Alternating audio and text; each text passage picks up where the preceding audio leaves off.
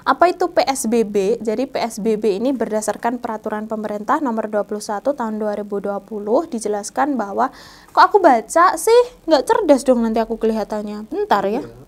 Otak aku mana? Outbreak. Jangan lupa di like, comment, dan subscribe dan klik tombol lonceng di sini. Belajar bahasa Inggris hanya di LC. LC makes everyone speak. Hai LCers, welcome back to our channel Kampung Inggris LC with me, Miss RV. Kegiatan kalian selama di rumah aja ngapain nih? Ingat ya, harus tetap di rumah aja. Kita dukung upaya pemerintah untuk menghentikan penyebaran coronavirus. Nah, dan meskipun di rumah aja, kalian nggak boleh hanya tidur-tiduran ya, harus diisi dengan hal-hal yang produktif. Buat kalian yang nggak tahu atau masih bingung, hal produktif apa yang harus kita gunakan atau kita lakukan pada saat kita di rumah aja, langsung aja tonton video di atas ini. Aku udah ngasih tahu kalian tips untuk kegiatan produktif selama di rumah aja biar kalian gak bosen. Oke, berbicara tentang coronavirus, penting bagi kita untuk tahu istilah-istilah yang digunakan dan yang berkaitan dengan coronavirus ini, agar pada saat kita ingin mencari informasi tentang coronavirus ini kita nggak salah paham gitu ya. Kira-kira istilah apa aja sih yang harus kita ketahui terkait dengan coronavirus ini? Langsung aja kita belajar bareng-bareng di sini di Kampung Inggris LC sama Miss RV. Oke, langsung aja ya. Yang pertama, SARS-CoV-2. Ini adalah nama virus penyebab COVID-19 atau penyebab coronavirus yang sekarang sedang mewabah ini. Oke. Yang kedua, COVID-19. Nah, nama resmi untuk coronavirus yang sekarang sedang mewabah ini adalah COVID-19. Dari kata CO artinya corona, V artinya virus, D artinya disease, dan 19 ini adalah tahun 2019, tahun di mana kasus ini terkonfirmasi untuk yang pertama kali. Yang ketiga, droplets. Droplets ini adalah percikan atau tetesan gitu. Jadi pada saat seseorang bersin atau batuk, dia akan mengeluarkan tetesan atau cairan-cairan kecil. Nah, itu namanya droplets. Hati-hati ya, harus waspada. Oke. Selanjutnya disebut dengan OTG, orang tanpa gejala. Jadi ini orang yang memiliki indikasi bisa tertular COVID-19 tapi dia tidak menunjukkan gejala, atau ya orang tanpa gejala.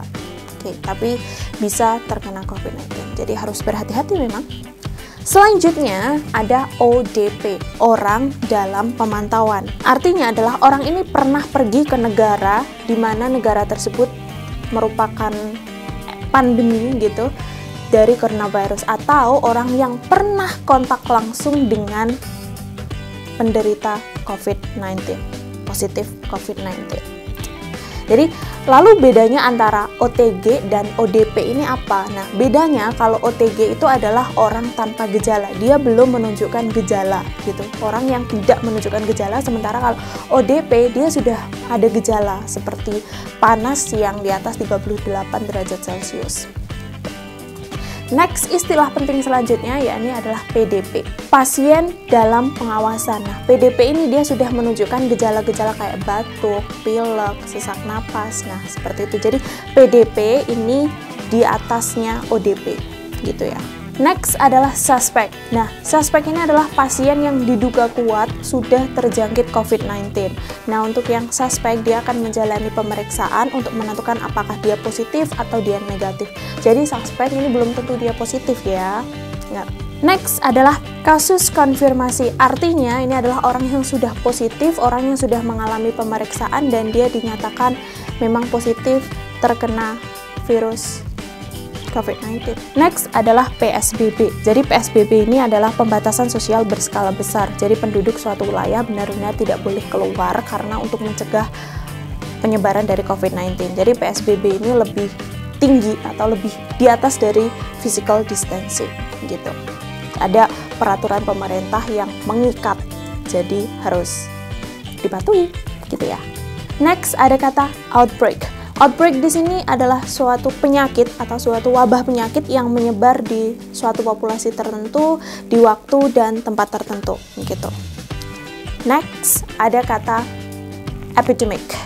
Epidemic ini skalanya lebih besar daripada outbreak. Jadi dia sudah menyebar gak hanya di satu tempat tertentu, di satu populasi tertentu, tapi juga sudah menyebar ke beberapa kelompok manusia gitu.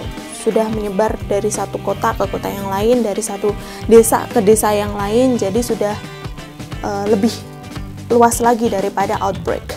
Sementara next ada juga kata pandemic. Nah, pandemic ini yang terjadi dengan COVID-19 sekarang ini. Jadi dia sudah menyebar gak hanya di satu negara, tapi sudah berskala internasional, berskala global. Hampir semua negara-negara di dunia ini sudah mengalami COVID-19. Jadi itu disebut dengan gejala global, pandemic, gitu.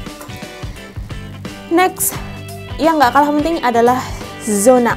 Gitu. Zona merah, zona hijau, zona kuning gitu. Itu maksudnya apa sih? Nah, oke. Kita bahas yang pertama, zona hijau. Artinya adalah di tempat itu, di suatu wilayah atau di suatu negara itu belum terkonfirmasi terkena COVID-19. Istilahnya negara itu masih aman kayak gitu. Oke. Next, zona kuning. Nah, zona kuning ini dia sudah mengindikasikan adanya gejala-gejala tapi masih ringan gitu. Wilayah itu masih menunjukkan gejala COVID-19 tapi masih ringan gitu. Oke. Next. Nah, ini adalah zona merah. Maksudnya zona merah adalah sudah ada pasien yang positif di daerah itu. Sudah ada orang yang dinyatakan positif terkena COVID-19 di wilayah atau di tempat yang terkena zona yang dikatakan zona merah itu. Gitu. Oke. Segitu dulu, semoga ini menambah wawasan teman-teman yang ingin mencari informasi lebih mengenai COVID-19, dan aku mau tahu kira-kira istilah apa yang penting untuk kita ketahui tapi belum aku jelaskan atau belum ada di penjelasan video aku tadi. Tulis di kolom komentar ya, kita bantu teman-teman kita supaya makin banyak yang terbantu jika ingin mencari informasi lebih mengenai COVID-19. See you in the next video. Terima kasih banget buat kalian semua yang udah nonton video ini. Jangan lupa tetap jaga kesehatan dan ingat di rumah aja. Kalau nggak penting-penting nggak usah keluar. Belajar bahasa Inggris aja bareng kita di sini di Kampung Inggris LC. Mau belajar bahasa Inggris hanya di LC Language Center. Bye bye.